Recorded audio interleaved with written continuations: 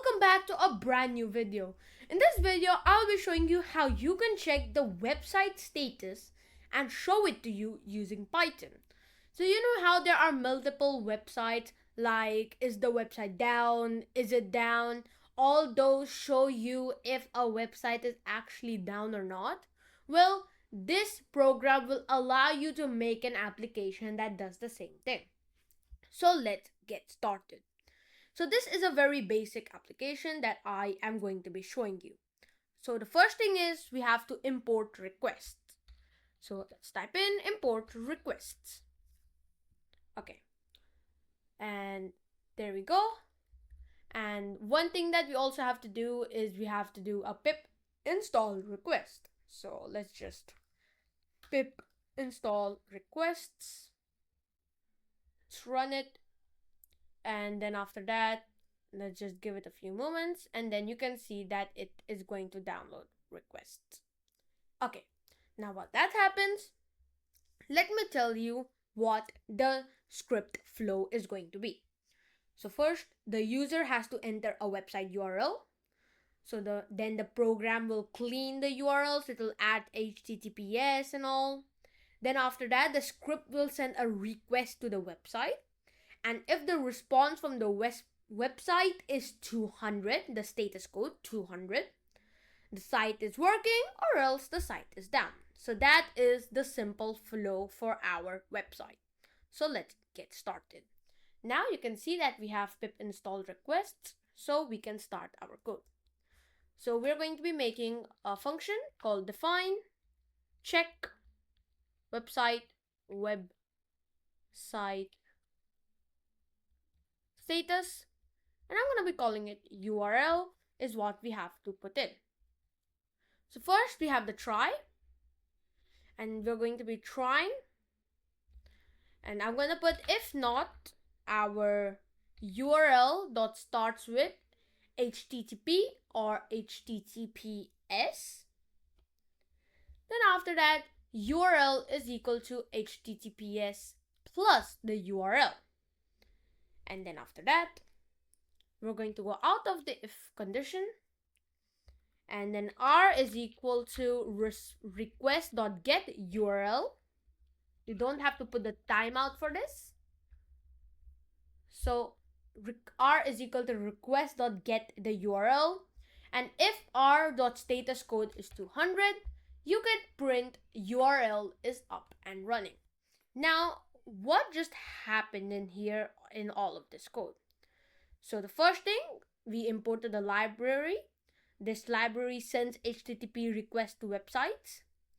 And then after that, we're defining our function in line number 3. Then after that, we're going to do a try block. So this will prevent the program from crashing if the website is invalid, the server doesn't respond, or if internet fails. Here we are fixing the URL. So if our URL doesn't start with HTTP or HTTPS, we're going to add HTTPS to our URL. And then after that, we're going to be entering we haven't put the entering over here. So in line number 7, where we do R is equal to R request.get URL, what this is doing is that Python is sending a get request to the website, and then once we send the get request, the server is going to reply with a status code. In line number 8, we are going to be checking the response. So if the response is 200, that means the website is working and it is operational. And let me just tell you a few more HTTP codes that I think is quite useful. The first one is 200 that we're using, and it means that website works. So that is the first status code. The second status code is that 404, which means page not found, which I think lots of people have seen. And then after that, we have 500, which is the internal server error. Then we have 403, which is forbidden.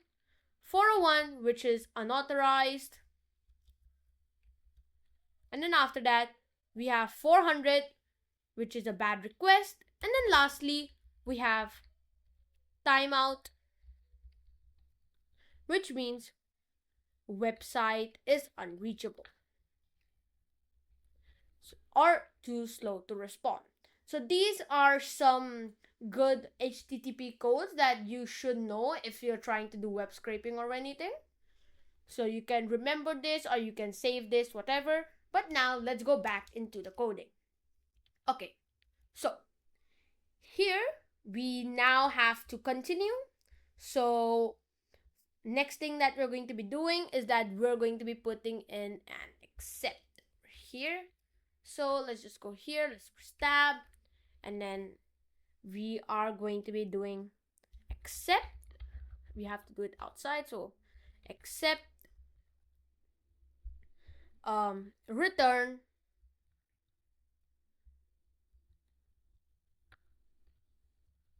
our website is unreachable. So service status is down. So what this did, so we're going to try this. If our status code is equal to 200, we're going to return that it is up and running. But if it is not, if this part does not work, it's gonna go to the except and it's going to return service status is down. So this is the part that we need for our function. Okay, now the next thing we can do is that we can put in the input that we need. So URL is equal to input, enter the website URL. Then after that, URL is equal to URL.split. So what we're going to do is that we're going to use split dash dash and then -1. Okay.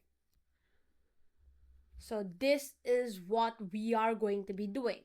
Now what this does is that it basically, if somebody enters https://google.com, so let's say somebody just entered https://google.com, it's gonna become just www.google.com. So we're just going to be removing this part over here, so that whenever it goes, we're just going to continue with this code over here. It's going to add the HTTPS and continue. Okay, so next thing that we have to do is go and print it. So status is equal to check website status and put in the URL. Oops, I put minus accidentally. Let's change this to equals to. And then lastly, print our status. So print status, and that is basically it. So we can run this piece of code over here and it'll run. If I type in reddit.com, you can see that it should give us back a reply. https://reddit.com is up and running. And if we put in something else, so let's run this again. And let's say we put in whatsapp.com. Then after that, it should also give us another reply. So this is how you can make a simple website checker that checks the status of a website.